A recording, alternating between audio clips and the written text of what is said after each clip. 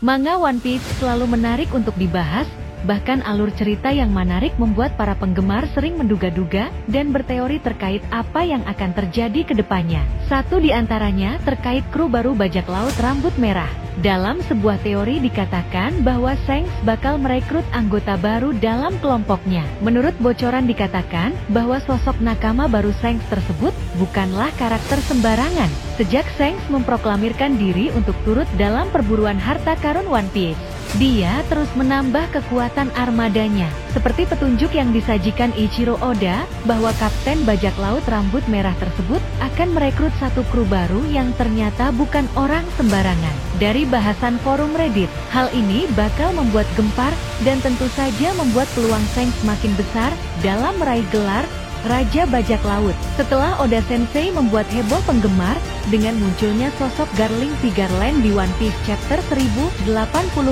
dan 1095 yang digadang-gadang sebagai ayah dari Shanks. Kini sang mangaka menggebrak jantung fans dengan sosok nakama baru bajak laut rambut merah. Sosok tersebut ternyata bukanlah pengguna buah iblis, namun memiliki kekuatan mengerikan dan teknik spesial dalam pertarungan. Dengan bertambahnya pasukan milik Shanks, maka dipastikan perburuan harta karun One Piece dan gelar Raja Bajak Laut bakal menjadi sengit dan makin seru. Meski di awal cerita Shanks tidak begitu berambisi untuk menjadi memperebutkan harta karun peninggalan Goldie Roger, namun belakangan Kapten Bajak Laut Rambut Merah tersebut memproklamirkan diri untuk ikut dalam perburuan One Piece. Oda memang selalu mengemas misteri dengan alur cerita yang sulit untuk ditebak. Awalnya Shanks bukanlah sosok kompetitor Luffy, kini menjelma menjadi karakter yang paling berpeluang untuk menjadi Raja Bajak Laut. Pasalnya, Eiichiro Oda mengungkap bahwa Akagami baru saja mendapat tambahan amunisi dengan bergabungnya sosok kuat.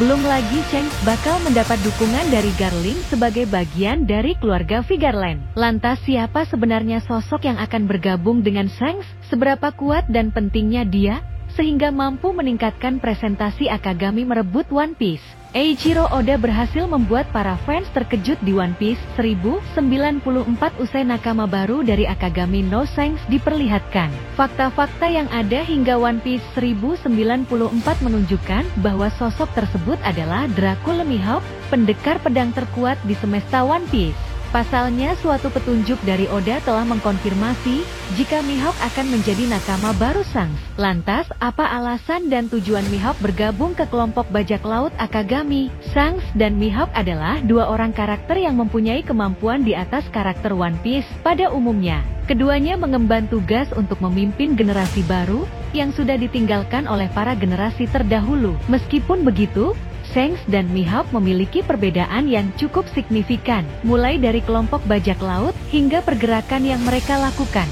Shanks adalah salah satu Yonkou di dunia baru yang memiliki kru bajak laut terhebat. Dikatakan jika semua kru Shanks memiliki kekuatan yang mendekati atau hampir setara dengan kaptennya, berbanding terbalik dengan Mihawk yang melakukan petualangannya secara solo tanpa satupun kru.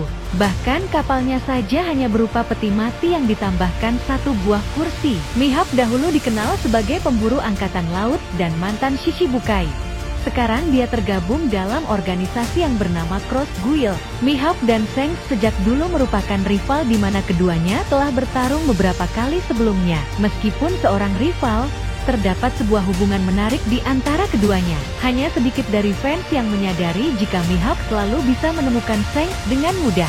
Padahal Shanks disebut-sebut sebagai Yonkou yang paling sulit ditemukan karena dia tidak memiliki markas tetap. Itu menandakan jika Mihawk memang mempunyai Vivre Card milik Shanks. Menariknya lagi, Shanks hanya membagikan cerita masa lalunya kepada dua orang saja dalam cerita One Piece, yaitu Luffy dan Mihawk. Itu menandakan jika Mihawk telah menjadi orang yang paling dipercaya oleh Shanks. Bahkan dalam suatu momen Mihawk pernah berpesta bersama dengan Shanks usai Luffy bounty Luffy meningkat. Mihawk sampai memilih menetap di sana untuk bergabung ke pesta tersebut. Kemudian ketika Mihawk pergi untuk menyerang Luffy di perang Marineford, dia sampai meminta maaf kepada Shanks seolah seolah-olah dia berhutang rasa hormat kepadanya. Beberapa saat kemudian dalam perang Marineford pun Mihawk akhirnya menolak untuk melawan Shanks dan memilih untuk mundur. Itu merupakan sebuah petunjuk jika Mihawk memang telah menjadi bagian dari kru Shanks. Menariknya lagi, Oda menggambarkan Mihawk dan Shanks paralel dengan konsep Luffy dan Zoro. Luffy diberi julukan topi jerami sama seperti hal yang dulu Akagami no Shanks dapatkan. Sedangkan Zoro dijuluki pemburu bajak laut yang serupa seperti Mihawk dengan julukan pemburu pasukan angkatan laut. Fakta-fakta tersebut seolah menandakan jika memang Mihawk sekarang sudah bergabung ke dalam kelompok bajak laut Shanks. Sebagian video ini adalah teori dan untuk hiburan semata, tanpa ada maksud menambah, mengurangi atau mengubah isi cerita One Piece karangan Eiichiro Oda.